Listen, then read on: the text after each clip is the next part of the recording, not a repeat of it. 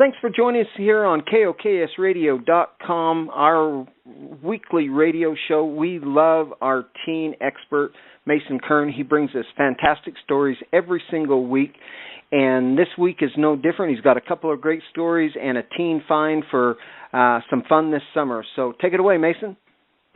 All right, I have two concerning stories that involve high school coaches running into trouble with the rule book. My first item involves a soccer coach at St. Cloud Apollo High School in St. Cloud, Minnesota, who was fired from his position as head coach due to accusations of poor sportsmanship. Specifically, Gennard Orianzi, the head coach for the boys varsity soccer program at the high school, lost his contract and job overall when he refused to sign a form stating that he would never do any of the things he was accused of doing again. This was because Orianzi claimed he didn't do anything wrong. Despite his assertions of innocence, the school district reportedly doesn't want Orianzi back next year, accusing him of insubordination and fostering a culture of poor sportsmanship. One complaint claims a player tried changing his jerseys after getting ejected from the game for trying to trick the referee. Another stems from Orianzi's speech at the state luncheon, at which the school claims he said they'd be gunning for other teams again next year, and that players then stood up and started mimicking gunshots at coaches, players, and parents alike in the audience.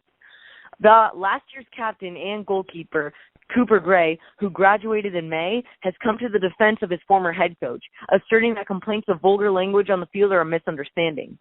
Gray is cited to believe Orianzi is responsible for turning around the program and for being astounded when he found out the reasons Orianzi's contract would not be renewed.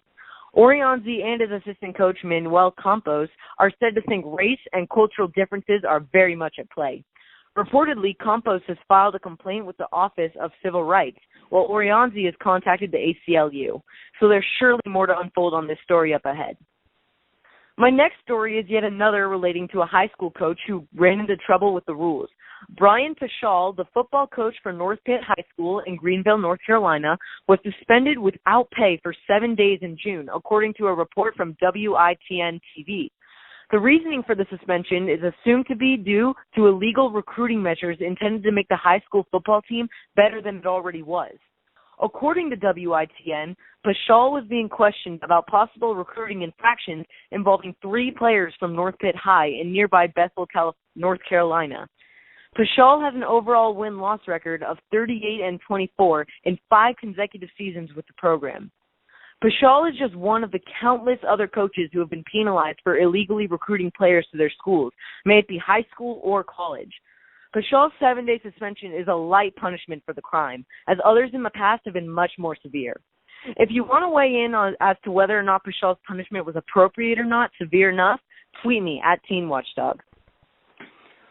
Awesome, man. There are such good stories. It always is good for parents to hear what's going on in other areas in the country. That way they can go back in their own communities and really help out.